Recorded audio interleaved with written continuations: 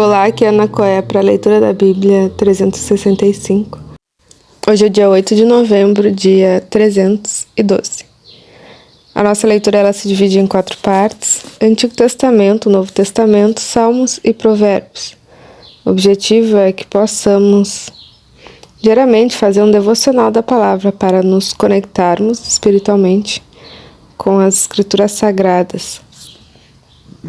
Te convido a se inscrever no canal e ativar o sininho para receber as notificações diárias. Te convido também a escolher um local confortável e de preferência em silêncio, para que você possa desfrutar deste momento em Cristo. E na autoridade do nome de Jesus, peço ao Espírito Santo que transbordem os nossos corações, tornando-os ensináveis, para que possamos receber as revelações da leitura de hoje. Amém. Ezequiel, capítulo 18, versículo 1. A palavra do Senhor veio a mim dizendo: o que vocês querem dizer? Vocês que ficam pedindo este provérbio a respeito da terra de Israel. Os pais comeram uvas verdes e os dentes dos filhos é que se embotaram. Tão certo como eu vivo, diz o Senhor Deus, vocês nunca mais repetirão esse provérbio em Israel. Eis que todas as pessoas são minhas, assim como a pessoa do pai, também a pessoa do filho é minha. A pessoa que pecar, essa morrerá. Se um homem é justo e age com justiça e retidão, não come carne sacrificada nos altos, nem levanta os olhos para os ídolos da casa de Israel. Não contamina a mulher de seu próximo, nem tem relações com a mulher menstruada. Não oprime ninguém, mas devolve ao devedor a coisa penhorada e não rouba. Reparte seu pão com o faminto e cobre com roupas aquele que está nu. Não empresta para ter lucro e não cobra juros. Desvia sua mão da injustiça e é imparcial ao julgar uma questão entre duas pessoas.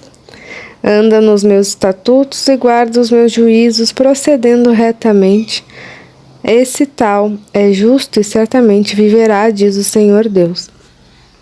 Se ele gerar um filho ladrão, assassino, que fizer o seu irmão qualquer uma dessas coisas que o pai nunca cometeu, mas comer carne sacrificada nos altos, contaminar a mulher de seu próximo, oprimir o pobre e necessitado, praticar roubos, não devolver o penhor, levantar os olhos para os ídolos, cometer abominação, emprestar para ter lucro e cobrar juros, será que esse viverá? Não viverá. Ele fez todas essas abominações, será morto. É responsável pela própria morte. E se esse filho gerar um filho que veja todos os pecados que o pai cometeu e vendo-os não fizer coisas semelhantes, não comer carne sacrificada nos altos, não levantar os olhos para ídolos da casa de Israel, não contaminar a mulher de seu próximo, não oprimir ninguém, não retiver o penhor, não roubar, repartir o seu pão com o faminto, cobrir com roupas aquele que está nu,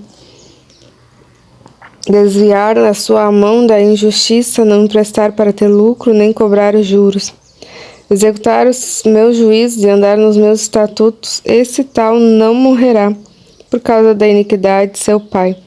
Certamente viverá. Quanto ao pai dele, porque praticou extorsão, roubou os bens do próximo e fez o que não era bom no meio de seu povo. Eis que ele morrerá por causa da sua iniquidade. Mas vocês perguntam, por que o filho não paga pela iniquidade do pai? Porque o filho fez o que era justo e reto. Ele guardou todos os meus estatutos e os praticou. Por isso certamente viverá. A pessoa que pecar, essa morrerá. O filho não pagará pela iniquidade do pai, nem o pai pagará pela iniquidade do filho. A justiça do justo ficará sobre ele, a maldade do ímpio cairá sobre ele.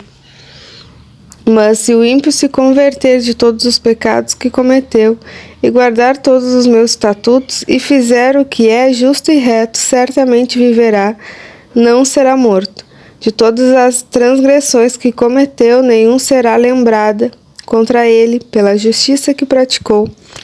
viverá. Vocês pensam que eu tenho prazer na morte do ímpio? Diz o Senhor Deus. Não desejo eu mais que ele se converta dos seus caminhos e viva? Mas, se o justo se desviar da sua justiça e fizer maldade, fazendo as mesmas abominações que o ímpio faz, será que ele viverá?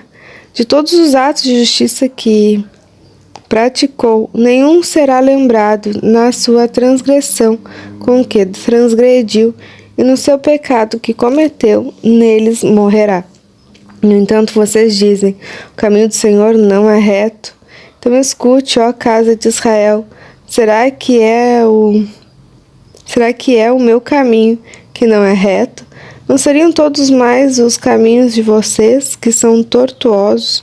Se o justo se desviar da justiça e fizer maldade, morrerá por causa dela na iniquidade que cometeu, morrerá. Mas se o ímpio se converter da maldade que cometeu e praticar o que é justo e reto, ele preservará a sua vida, pois ele percebe o que fez e se converte de todas as transgressões que cometeu. Certamente viverá, não será morto. No entanto, a casa de Israel diz: o caminho do Senhor não é reto. Será que são os meus caminhos que não são retos, ó casa de Israel? Não seriam muito mais os caminhos de vocês que são tortuosos? Portanto, eu julgarei cada um segundo os seus caminhos, ó casa de Israel, diz o Senhor Deus. Convertam-se e afastem-se de todas as suas transgressões, para que a iniquidade não lhes sirva de tropeço. Livrem-se de todas as transgressões que vocês cometeram e façam para vocês um coração novo e um espírito novo, porque vocês haveriam de morrer, ó casa de Israel. Eu não tenho prazer na morte de ninguém, diz o Senhor Deus, portanto convertam-se e vivam. Quanto a você, faça uma lamentação sobre os príncipes de Israel. Diga: que bela leoa entre os leões era sua mãe. Deitada entre os leãozinhos, criou os seus filhotes. Criou um dos seus filhotinhos que, ao se tornar um leãozinho, aprendeu a despedaçar a presa. Chegou a devorar gente. Quando as nações ouviram falar dele, o acompanharam na cova que fizeram, e ele foi levado com ganchos para a terra do Egito. Vendo frustrada e perdida a sua esperança, a leoa pegou outro dos seus filhotes e o fez leãozinho. Este, andando entre os leões, veio a ser um leãozinho e aprendeu a despedaçar a presa. Chegou a devorar gente, destruiu palácios e arrasou cidades. A terra e os seus moradores ficaram assustados ao ouvirem o seu rugido. Então se ajuntaram contra ele os povos das províncias vizinhas. Estenderam sobre ele a rede e ele foi apanhado na cova que fizeram. Com ganchos cometeram dentro de uma jaula e o levaram ao rei da Babilônia. Deixaram-no preso para que nunca mais se ouvisse o seu rugido nos montes de Israel. Sua mãe era como uma videira dentro da vinha. Plantada junto às águas, ela frutificou e se encheu de ramos por causa das muitas águas. Os galhos fortes se tornaram para ela cetros de dominadores, e a sua estatura se elevou até as nuvens. Na sua altura era visível como a multidão dos seus ramos. Mas ela foi arrancada com furor e jogada no chão. O vento leste secou os seus frutos, seus fortes galhos foram quebrados, secaram, o fogo os consumiu. Agora a videira está plantada no deserto. Numa terra seca e sedenta, do ramo principal saiu fogo, que consumiu o seu fruto, de maneira que já não há nela galho forte que sirva de cetro para dominar. Esta é uma lamentação e ficará servindo de lamentação. Hebreus capítulo 9, versículo 1. Ora, a primeira aliança também tinha preceitos de culto divino e o seu santuário terrestre, porque foi edificado um tabernáculo cuja parte da frente, onde estava o candelabro, a mesa e os pães da proposição, se chama Santo Lugar. Por trás do segundo véu se encontrava o tabernáculo que se chama o Santo dos Santos. ao qual pertencia o altar de ouro para o incenso, e a arca da aliança totalmente coberta de ouro, na qual estava uma urna de ouro contendo o maná. O bordão de Arão, que floresceu, e as tábuas da aliança. Sobre a arca estavam os querubins de glória, que com a sua sombra cobriam os propiciatórios. Mas essas coisas não falaremos agora com mais detalhes. Ora, depois que foram feitos todos esses preparativos, os sacerdotes entram continuamente no primeiro tabernáculo para realizar os serviços sagrados. Mas no segundo, o sumo sacerdote entra sozinho uma vez por ano, não sem sangue, que oferece por si, pelos pecados de ignorância do povo. Com isso, o Espírito Santo quer dar a entender que o caminho do santuário ainda não se manifestou enquanto o primeiro tabernáculo continua erguido. Isso é uma parábola para a época presente, na qual se oferecem dons e sacrifícios. Embora esses, no que diz respeito à consciência, sejam ineficazes para aperfeiçoar aquele que presta culto, pois não passam de ordenanças da carne, baseadas somente em comidas, bebidas e diversas cerimônias de purificação impostas até o tempo oportuno de reforma. Salmo 106, 32 a 48. Depois provocaram Deus nas águas de Meribá, e por causa deles aconteceu uma desgraça com Moisés, pois foram rebeldes ao Espírito de Deus, e Moisés falou sem refletir. Não exterminaram os povos como o Senhor lhes havia ordenado. Em vez disso, se mesclaram com as nações e aprenderam os seus costumes. Adoraram seus ídolos, os quais se tornaram armadilhas para eles. Sacrificaram seus filhos e suas filhas aos demônios. Derramaram sangue inocente e o sangue de seus filhos e filhas que sacrificaram os ídolos de Canaã. E a terra foi contaminada com sangue. Assim se contaminaram com as suas obras e prostituíram com os seus feitos. Por isso acendeu-se a ira do Senhor contra o seu povo, e ele abominou a sua própria herança e os entregou ao poder das nações.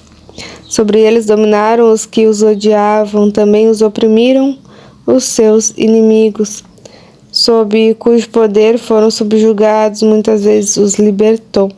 Mas eles os provocaram com os seus planos, e na sua iniquidade foram abatidos. Mas Deus olhou para eles quando estavam angustiados e lhes ouviu o clamor. Lembrou-se a favor deles de sua aliança e se compadeceu, segundo a multidão de suas misericórdias. Fez também com que deles tivessem compaixão, todos os que levaram cativos. Salva-nos, Senhor, nosso Deus, e congrega-nos dentre as nações, para que demos graças ao teu santo nome e nos gloriemos no teu louvor. Bendito seja o Senhor, Deus de Israel, de eternidade a eternidade. Todo o povo diga amém, aleluia. Provérbios 27, 10. Não abandone seu amigo, nem o amigo do seu pai. Não vá para a casa do seu irmão no dia da adversidade. Mais vale o vizinho perto do que um irmão longe.